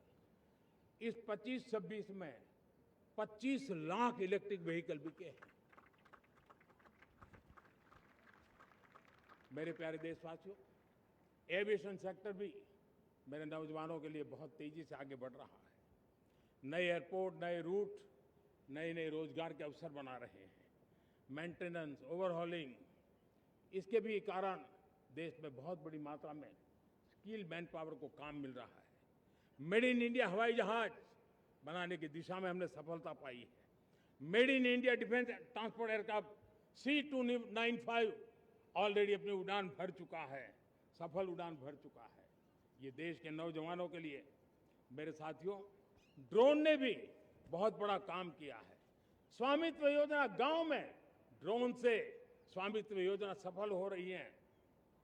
करीब 3.25 करोड़ परिवारों को स्वामित्व योजना का लाभ मिला है और इसके कारण 140 लाख करोड़ रुपए जैसी संपत्ति अनलॉक हुई है, जिसके कारण बैंक से लोन मिल सकता है, लोग अपना कारोबार कर सकते हैं। मेरे प्यारे देशवासियों, हमारे मध्यम वर्गीय परिवारों के सामने एक बहुत बड़ा बोझ बन चुका है कोचिंग क्लासेस की स्पर्धा। हर माँ बाप को लग रहा है कि कोचिंग क्लास में बच्चे को नहीं भेजा तो हम प्रतिष्ठित परिवार नहीं है। इन गरीब और मिडिल क्लास परिवारों की हम चिंता करते हुए हजारों करोड़ रुपए का उनका खर्च है वो भी बचे, बेटे भी अपने आसपास रह सके, उनकी देखभाल हो सके, परिवार पर आर्थिक बोझ ना आए। और इसलिए हमने युवाओं के लिए विभिन्न परीक्षाओं की फ्री ऑनलाइन कोचिंग हमने करने का निर्णय किया है। डिजिटल पब्लिक इंफ्रास्ट्रक्चर है, हमारे पास उत्तम टैलेंट है, टीचर्स हैं, उन संसाधनों को जोड़ करके हम देश के नौजवानों को फ्री कोचिंग देने का एक पूरा नेटवर्क हम खड़ा करने वाले हैं। मेरे प्यारे देशवासियों, मैं हमेशा कहता आया हूं, जो खेले वो खिले। जब मैं खेले वो खिले की बात कर रहा हूं, तब मेरे प्यारे देशवासियों, आज भारत खेल की दुनिया में अपनी जगह बना रहा है। अब खेल के पोडियम में भारत का राष्ट्रगीत सुनाई देता है, भारत का राष्ट्रगान सुनाई देता है, भारत का तिरंगा झंडा लहराता दिखाई नजर आ रहा है। टॉप्स योजना ने बहुत बड़ी सफलता पाई है। खेलो India games, university games, winter games, beach games, sports infrastructure, sports के लिए कोचिंग, स्पोर्ट्स मेडिसिन, स्पोर्ट्स के लिए न्यूट्रिशन, इन सारे विषयों में भारत अब महारत करने की दिशा में आगे बढ़ रहा है। नौजवानों के लिए पूरा नया क्षेत्र, खिलाड़ी न बन सके तो उसकी सपोर्ट सिस्टम में भी बहुत बड़ा क्षेत्र खुल रहा है। स्पोर्ट्स की दुनिया में भारत का प्रदर्शन बेहतर होता रहा है और हम 2036 में ओलंपिक के मजबूत दावेदार बनकर के आगे बढ़ रहे हैं और 2030 में कॉमनवेल्थ गेम्स को भारत होस्ट करने वाला है। और मेरे साथियों, दुनिया में जो ओलंपिक की खेल होते हैं, करीब 40 प्रकार के गेम होते हैं और करीब 350 साढ़े 350 स्पर्धाएं होती हैं ओलंपिक में। और आपको जानकर के दुख होगा मेरे देशवासियों, मेरे नौजवानों, मैं आपको चुनौती देता हूं, मैं आह्वान करता हूं, मैं आपकी मदद चाहता हूं। 350 जितने स्पर्धाओं में भारत 2/3 खेलों में कहीं होता ही नहीं, हमारी मौजूदगी नहीं होती, हम क्वालिफाई नहीं होते हैं। हमने तय किया है कि 2036 में जो ओलंपिक होगा, हम चाहते हैं कि वो भारत में हो, लेकिन 2036 में जिन विधाओं में आज भारत खेलता नहीं है, जिन विधाओं में भारत क्वालिफाई नहीं करता है, जिन स्पर्धाओं में भारत ने छोड़ के रखा है, 3/4 हिस्सा हमारे इंतजार कर रहा है। भारत उस पर बल देगा और इसके लिए हम टैलेंट हंट का एक अभियान भी चलाना चाहते हैं। हमें अगर 2036 के लिए खिलाड़ी चाहिए तो आज जो 5 साल, 10 साल, 15 साल की उम्र के नौजवान हैं, बेटे हैं, उनके तरफ ध्यान देना होगा, उन बेटियों पर ध्यान देना होगा। और इसलिए 5 से 15 उम्र के बच्चों में खेल प्रतिभा ढूंढने के लिए गांव-गांव, शहर-शहर, स्कूल-स्कूल एक टैलेंट हंट का अभियान चलाया जाएगा। बच्चों की प्रतिभा को देखा जाएगा और फिर उनको स्पेशल ट्रेनिंग दे करके देश के लिए खेलने वाले अच्छे खिलाड़ी बनाए जाएंगे। मेरे प्यारे युवा, देश के सामने, देश के नौजवानों के सामने नशा एक बहुत बड़ा संकट बनता जा रहा है। नशा मुक्त भारत, ये हम सबका सामूहिक दायित्व होना चाहिए। हमारे उज्जवल भविष्य के लिए हमारी युवा पीढ़ी मजबूत हो, हमारा युवा सामर्थ्य हमारे देश के लिए काम आए, इसलिए नशा मुक्त भारत। पिछले दिनों माय भारत के वॉलंटियर्स ने, देश के एनजीओ ने देश के सामाजिक सांस्कृतिक संगठनों ने, देश के आध्यात्मिक पुरुषों ने मिलकर के नशा मुक्त भारत का 100 सप्ताह का एक कार्यक्रम तय किया है। 100 सप्ताह तक एक अभियान चलने वाला है। मैं हर परिवार को कहना चाहता हूं कि आप भी इस अभियान का हिस्सा बने, आप इसके साथ जुड़िए और देश के नशा मुक्त भारत के सपने को पूरा करने के लिए आप आगे आइए। मेरे प्यारे देशवासियों, 21वीं सदी में दशकों पुरानी जो चुनौतियां हैं, उन चुनौतियों को खत्म करना बहुत अनिवार्य है। नक्सलवाद, माओवाद लाखों युवाओं के भविष्य को तबाह कर दिया।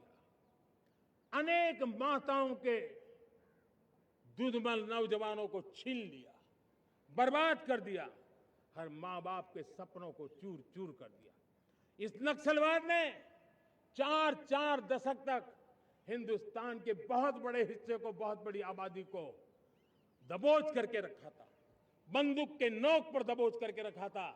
संविधान की धज्जियां उड़ा दी थी और देश के सामान्य नागरिकों की रक्षा में 3,500 से ज्यादा हमारी पुलिस के, सुरक्षा बल के जवान शहीद हो गए। युद्ध के अंदर जितने सैनिक मरते हैं, उससे ज्यादा हमारे पुलिस जवानों को जान की बाजी लगानी पड़ी ताकि देश के सामान्य मानवी को सुरक्षा मिले। ये नक्सलवाद ने धरती को लहूलुहान कर दिया था। 2014 में आपने जब हमें मौका दिया, उसी दिन हमने संकल्प लिया था कि हम देश को नक्सलवाद से मुक्त करेंगे। और आज मुझे खुशी है कि नक्सली माओवादी हिंसा आखिरी सांस भी शायद रहने की अब तो ताकत नहीं रही है। पूरी तरह उसे खत्म करने की दिशा में जहां पर कभी नक्सलवादियों की गोलियां चलती थी, जहां पर कभी धरती रक्त रंजित रहा करती थी, आज उसी नक्सल क्षेत्रों में, उसी इलाकों में नक्सल मुक्त होने के कारण विकास, विश्वास और प्रयास का तिरंगा लहरा रहा है। मेरे प्यारे देशवासियों, लेकिन इस चुनौती को हमने कम नहीं आंकना है। इस चुनौती से हमें और भी सावधान रहने की जरूरत है। वर्षों तक देश की सत्ता में माओवादी सोच के लोग गलियारों में अपनी जगह बना करके बैठे थे। सरकारी कमेटियों में सलाहकार के रूप में भी ये माओवादी सोच ने नीतियों को प्रभावित किया था। मेरे प्यारे देशवासियों, जंगलों में हमें हथियारी नक्सलों का खात्मा बुलाने में, उस संकट से देश को मुक्त कराने में सफलता मिली है। लेकिन हथियारी नक्सल तो गए, लेकिन दिमागी नक्सल, ये दिमागी नक्सल मौके की तलाश में है। हिंसा, अराजकता के वो रास्ते खोज रहे हैं, समाज को गलत राह पर घसीटने के लिए भांति भांति के दांव कर रहे हैं। इन दिमागी नक्सलियों को पहचानना होगा, इन दिमागी नक्सलियों को आइसोलेट करना होगा और राष्ट्र को विकसित राष्ट्र बनाने की मुख्य धारा की ओर देश की युवा पीढ़ी को जोड़ना होगा। मेरे प्यारे देशवासियों, सुरक्षित भारत बनाना हम सबका दायित्व है। चुनौती सीमा के भीतर हो या सरहद से बाहर, भारत हर परिस्थिति के लिए तैयार है। आज युद्ध का नेचर बदल रहा है। अब युद्ध सीमा पर ही होता है, गारंटी नहीं है। आज युद्ध सीमा के अंदर, कहीं रिफाइनरी पे जाकर के, कहीं बैंकिंग सेक्टर को जाकर के, कहीं डेटा सेंटर को जाकर के, एक प्रकार से लड़ाई का नया रूप, इंफ्रास्ट्रक्चर तोड़े जा रहे हैं, फैक्ट्रियां तोड़ी जा रही है। हमने मिशन सुदर्शन चक्र की पिछले सालों घोषणा की थी, बहुत तेजी से उस पर काम चल रहा है। आज डिफेंस एक्सपोर्ट हमारा करीब 50 गुना बढ़ा है। करीब 100 देशों में हमारे अस्त्र शस्त्र पहुंच रहे हैं। वैश्विक पटल पर भारत की प्रतिष्ठा धीरे धीरे बढ़ रही है। बदलते हुए समय में अस्त्र शस्त्र की तरफ काम करना है, सैन्य बलों का सामर्थ्य बढ़ाना है, लेकिन साथ साथ नागरिकों को भी तैयार करना होगा।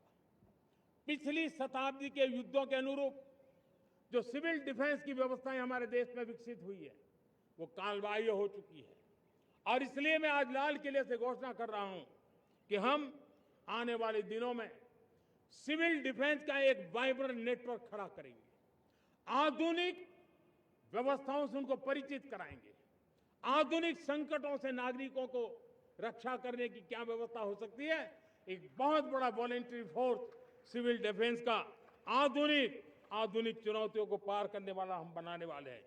मेरे प्यारे देशवासियों, राष्ट्र के निर्माण में आज हमारी बहनों बेटियों का योगदान हम सब के लिए बहुत बड़ा प्रेरणा का कारण बना हुआ है। फाइटर जेट हो या सिविल एविएशन, हमारी बेटियां सबसे आगे दिखाई दे रही है। खेलकूद का मैदान हो, हमारी बेटियां आगे दिखाई दे रही है। स्टेम एजुकेशन में भर्ती होने की प्रक्रिया हो, सबसे ज्यादा हमारी बेटियां आगे दिख रही है। आज सेना में भी एनडीए से जो बच्चियां निकली हैं वो बड़े रौब के साथ देश की सेना का नेतृत्व करने का सामर्थ्य दिखाने लगी है। मेरी बेटियों की ताकत कैसी है। मैं पिछले दिनों साणंद में एक सेमीकंडक्टर प्लांट में गया, वहां आदिवासी बेटियां, देश के अलग अलग कोने से आई हुई बेटियां काम कर रही थी। वो उस गांव से आई थी जिन्होंने पासपोर्ट क्या होता है पता तक नहीं था। वो बेटियां विदेशों में गई, ट्रेनिंग लेकर के आई और आज चिप निर्माण का काम कर रही है और बड़े कॉन्फिडेंस, मैं जो उनका कॉन्फिडेंस देखा, मैं सचमुच में बहुत प्रभावित हुआ था। आज 3 करोड़ बहनों को हमने लखपति दीदी बनाने का लक्ष्य तय किया था, उसको पार कर लिया। अब हम 6 करोड़ लखपति दीदी बनाने के लक्ष्य को लेकर के आगे बढ़ रहे हैं। 3 करोड़ नई लखपति दीदी बनना मतलब ग्रामीण अर्थव्यवस्था में बहुत बड़ा बदलाव मातृशक्ति के द्वारा आने वाला है। मेरे प्यारे देशवासियों, आज पंचायतों में, नगर पालिका में, महानगर पालिका में बहुत बड़ी मात्रा में हमारी महिलाएं जनप्रतिनिधि बनकर के देश का मार्गदर्शन कर रही है, समस्याओं का समाधान कर रही है, बहुत ही सक्षम नेतृत्व दे रही है। और इसी को ध्यान में रखते हुए हमने पार्लियामेंट में नारी शक्ति वंदन अधिनियम पारित किया था, लेकिन किसी न किसी कारण से राजनीति के अखाड़े में पिछले 40 साल से ये सपना हमेशा राजनीतिक अखाड़े का शिकार हो गया है। मैं देश के सभी राजनीतिक दलों से आज लाल किले की प्राचीर से तिरंगे झंडे की छाया में खड़े होकर के प्रार्थना करता हूं, आग्रह करता हूं, आइए उन महिलाओं के सामर्थ्य के पुजारी बनिए, उन महिलाओं के सम्मान में आगे आइए और जल्द से जल्द हमारी माताओं बहनों को 33% विधानसभा और लोकसभा में उनको प्रतिनिधित्व मिले, वे भारत की नीति घड़तर के अंदर अपना योगदान दे। समय की मांग है और मैं सभी राजनीतिक दलों से फिर से आग्रह करता हूं, आइए महिला आरक्षण लागू करके महिला सम्मान में आप भी जुड़िए, आप भी यश लीजिए, आप भी क्रेडिट लीजिए, लेकिन मेरी माताओं बहनों को हक दीजिए। मेरे प्यारे देशवासियों, विकसित भारत का संकल्प तभी पूरा होगा जब विकास अंतिम व्यक्ति तक पहुंचेगा। 2014 से पहले सिर्फ 25 करोड़ लोगों के पास सोशल सिक्योरिटी का कवर था, सिर्फ 25 करोड़ के पास। साथियों, पिछले 5-7 दशक में सिर्फ 25 करोड़, हमने एक दशक के भीतर 100 करोड़ देशवासियों को सोशल सिक्योरिटी का कवच दिया है। आयुष्मान भारत योजना से 70 साल की उम्र के बुजुर्गों से भी आज 5 लाख रुपए तक मुफ्त दवाई की व्यवस्था हो रही है। करोड़ों परिवारों को इसके कारण बहुत बड़ी सुविधा मिली है। और इस आयुष्मान कार्ड के कारण 2 लाख करोड़ रुपया जो दवाई और ऑपरेशन के पीछे खर्च होना था, वो मेरे परिवारों के बचे हैं, वो गरीब परिवार है, वो मध्यम वर्ग के परिवार है, उनको इतनी बड़ी। मेरे प्यारे देशवासियों, आज मुझे एक काम के लिए आपकी मदद चाहिए। मैं आप सबसे एक मदद मांग रहा हूं। सभी नौजवानों से मैं चाहता हूं कि आप इसका नेतृत्व करिए। आपका 1 या 2 घंटे देश को बहुत बड़ी शक्ति देने वाले हैं।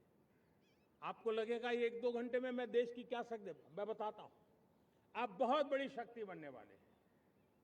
और इसलिए हर घर में वातावरण बने। इन दिनों देश में जनगणना का काम हो रहा है, सेंसस का काम हो रहा है, गिनती चल रही है। और गिनती सिर्फ आंकड़ों से बात बनती नहीं है, उसकी बारीकियों से नीतियां बनती हैं, योजनाएं बनती हैं।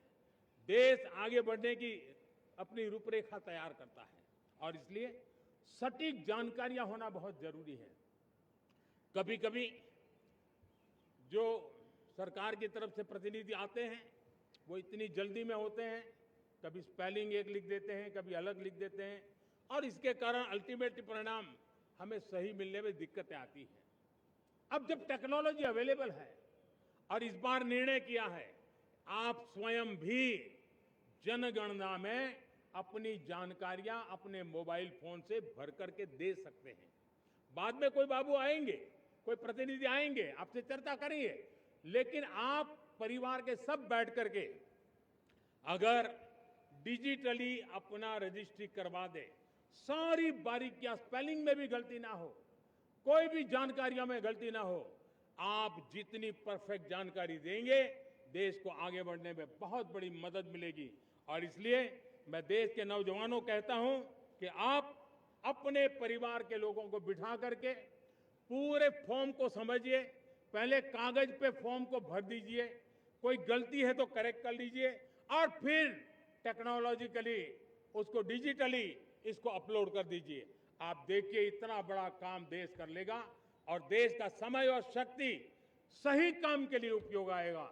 और इसलिए मेरे देश के नौजवानों को जनगणना के इस काम में सक्रियता से जुड़ने के लिए मैं आग्रह करता हूं।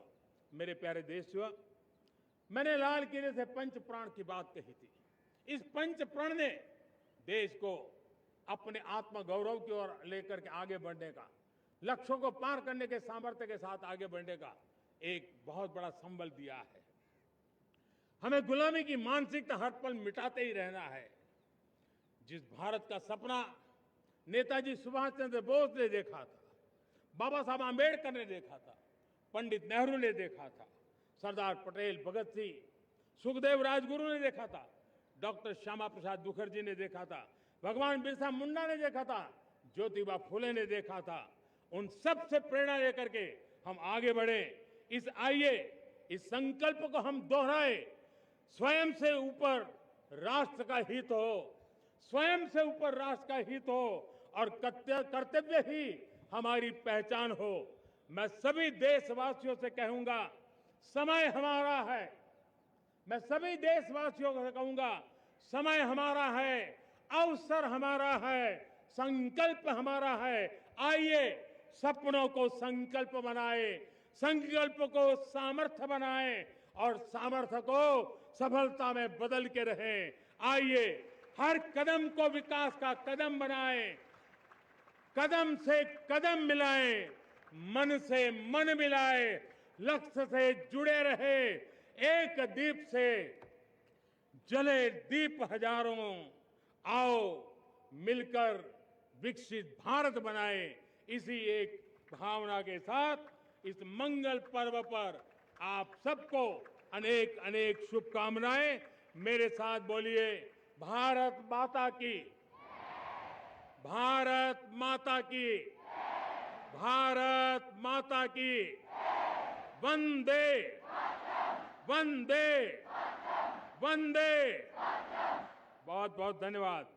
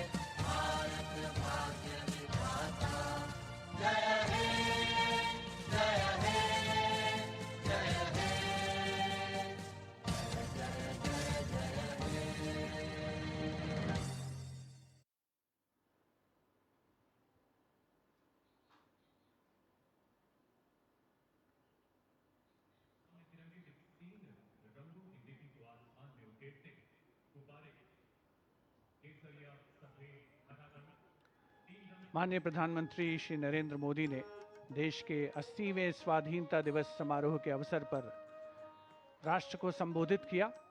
राष्ट्र की एकता और अखंडता के प्रतीक तिरंगे के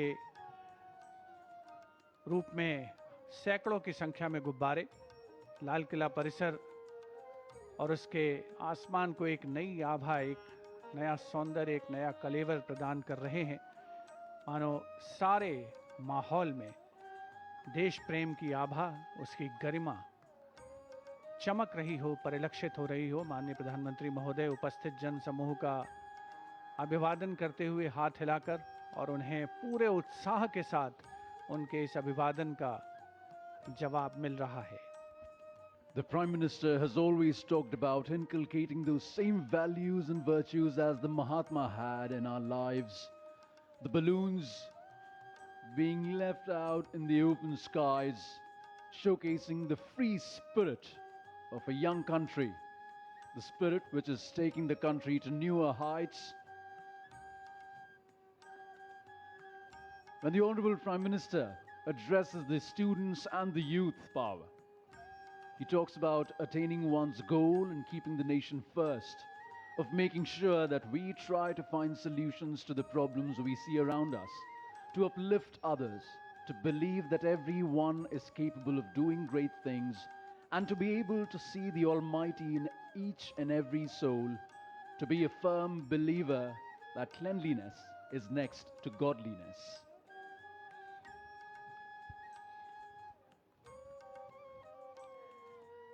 And anticipation again in the crowd. All these youthful cadets have one question written on their faces, that when will Prime Minister will come forward and meet them. This has become a nearly ritual now. We all are looking forward and hoping that this year too, Honorable Prime Minister comes and meets and interacts with these young hearts. And perhaps in this moment, we also realize the true meaning of freedom. Freedom is the space to dream, the courage to rise, and the opportunity to choose our own direction. India has traveled a long way, rising above challenges, finding its own path, and reaching for greater heights. The word that best describes the moment is gratitude. The Prime Minister, in his car, the cavalcade moving. The word at the moment, gratitude. Gratitude bestows reverence, allowing us to encounter everyday epiphanies, those transcendent moments of awe that change forever how we experience life and the world. A vision of a Vikasit Bharat, a developed India by 2047. That is the vision with which each and every one of these youth, the ones being prepared by the tri-services, and the ones in each and every nook and corner of the country, will have to work towards. A nation that is bold, broad-minded, and brilliant today for a strong, self-reliant, and a sustainable tomorrow.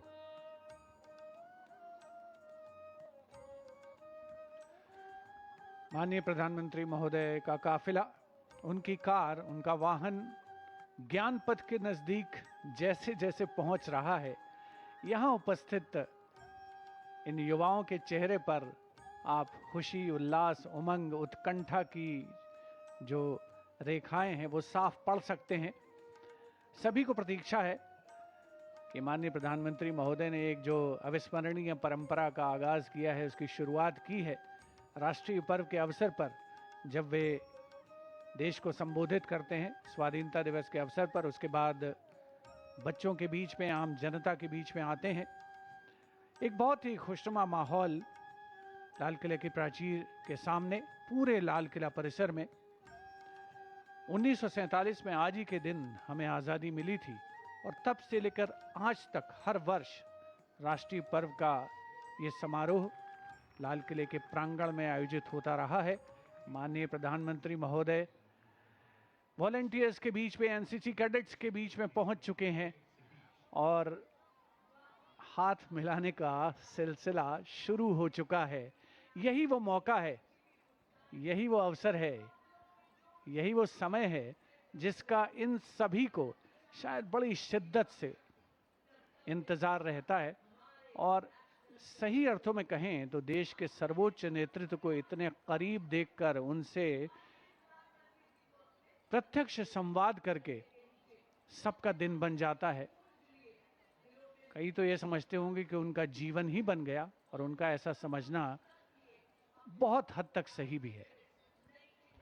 Now we have perhaps one of the most beautiful moments of the morning. The Prime Minister is among the people, greeting them, exchanging smiles, waving to them, and you can see the excitement on every face. For many here, this may be the first time they have seen the Prime Minister up and close. And just look at the children.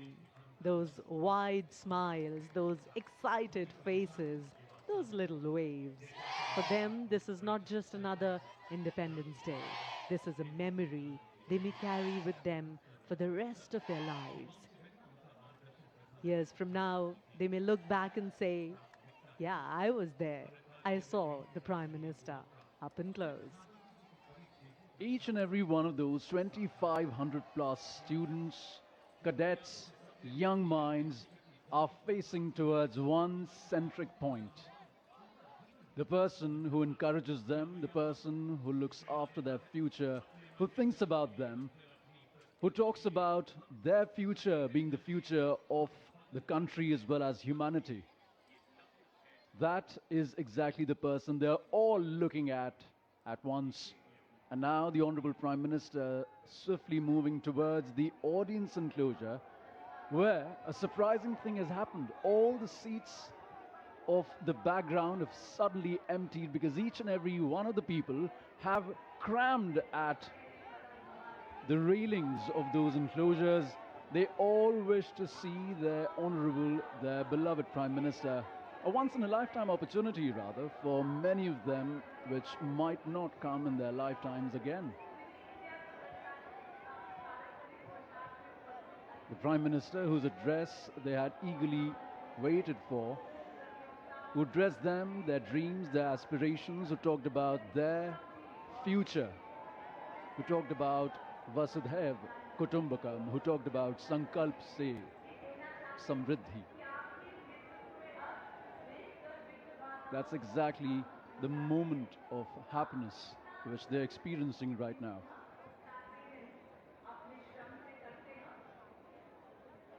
As the Prime Minister walks among the people, almost every phone in the crowd seems to be out, everyone trying to capture this special moment. A wave here, a smile there, and a quick greeting. People are recording videos, taking photographs, sharing the moment with those who could not be here. And you can feel the excitement building with every step the Prime Minister takes. This interaction has now become one of the most eagerly awaited moments of the Independence Day celebrations. Year after year, people look forward to seeing the Prime Minister step away from the formalities and come closer to the citizens, greeting them, acknowledging them, and sharing these spontaneous moments of connection. And perhaps that is why these moments feel so special. माननीय प्रधानमंत्री महोदय, सामान्य दर्शक दीर्घा में जितने भी ज़्यादा लोगों से मिल सकते हैं, उनके जितने नज़दीक जा सकते हैं, जा रहे हैं। और ये भी एक बड़ी दिलचस्प बात है कि जो आम जनमानस है, उन सभी के चेहरे पर ऐसे भाव हैं जैसे माननीय प्रधानमंत्री सिर्फ उन्हें ही देख रहे हों। सुरक्षा एजेंसियों के लिए, सुरक्षा कर्मियों के लिए थोड़ा चुनौतीपूर्ण दायित्व होता है ऐसे अवसर पर व्यवस्था को बनाए रखना, लेकिन ये स्वाधीनता दिवस समारोह है, भारत का महा उत्सव है और यहाँ सभी की जिम्मेदारी, सबका उत्तरदायित्व, उसका निर्वहन पूरी निष्ठा के साथ करना एक बहुत बड़ी खासियत है। और वही विशेषता इस स्वाधीनता दिवस समारोह को बेहद खास और उल्लेखनीय, अविस्मरणीय बनाती है। माननीय प्रधानमंत्री महोदय सामान्य एनक्लोजर्स के बाद एक बार फिर से पहुंचे हैं युवा शक्ति के बीच में, प्रत्यक्ष संवाद करते हुए भी नजर आते हैं। और एक बार फिर से, चूंकि अब ये कुछ अंतिम क्षण हैं, तो हर कोई चाहता है कि वो माननीय प्रधानमंत्री महोदय के बहुत नज़दीक आए, उनसे प्रत्यक्ष संवाद करे, उनके साथ सेल्फी ले। और यही वो यादें हैं जो जीवन भर वो अपने साथ रखेंगे। चिरस्मरणीय ये स्मृतियां हैं जिनको वो समेट कर इस स्वाधीनता दिवस समारोह से अपने साथ ले जाएंगे।